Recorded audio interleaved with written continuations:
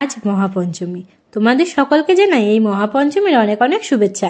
তোমরা সকলে খুব ভালো করে পুজো কাটাও। আজকে আমি বানিয়েছি দই পটল, তাই এই রেসিপিটা তোমাদের সঙ্গে শেয়ার করছি। প্রথমে আমি পটলগুলো ভালো করে কেটে ধুয়ে নেব। তারপরে আমি এখানে একটু পটলের গায়ে চিট দিয়ে দিয়েছি, যাতে পটলের ভেতরে মশলাটা ভালো করে ঢুকে যায়। তারপরে আমি এই পটলগুলোর মধ্যে নুন আর হলুদ মাখিয়ে তেলের মধ্যে লাল করে ভেজে তুলে নেব। তারপর ওই তেলের মধ্যে গোটা শুকনো লঙ্কা আর একটু কালো জিরা ফোড়ন দিয়ে আমি এর মধ্যে একটু আদা, জিরে আর কয়েকটা কাজু বাদাম আর একটু পোস্ত আর কয়েকটা কাঁচা লঙ্কা দিয়ে ভালো করে পেস্ট করে দিয়ে দিয়েছি। তারপরে মশলাটা কিছুক্ষণের জন্য কষিয়ে নেব।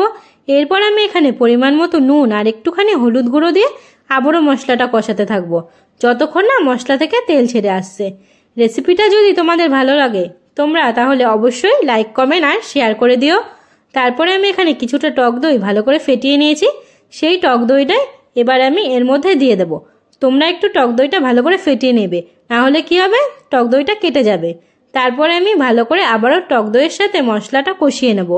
মশলাটা ভালো করে কষে গেলে এরপর আমি এখানে একটু স্বাদ আনার জন্য একটু সামান্য চিনি দেব, যাতে টেস্টটা ব্যালেন্স হয়।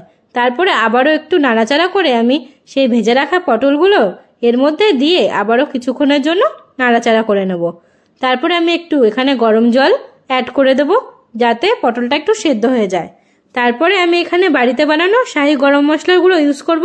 তাতে আমি গোটা গরম মশলা মানে এলাচ, দারচিনি, লবঙ্গ, জায়ফল, জয়িত্রী আর একটু বড় এলাচ একসঙ্গে গুঁড়ো করে রেখেছি, সেই মশলাটাই দিয়েছি।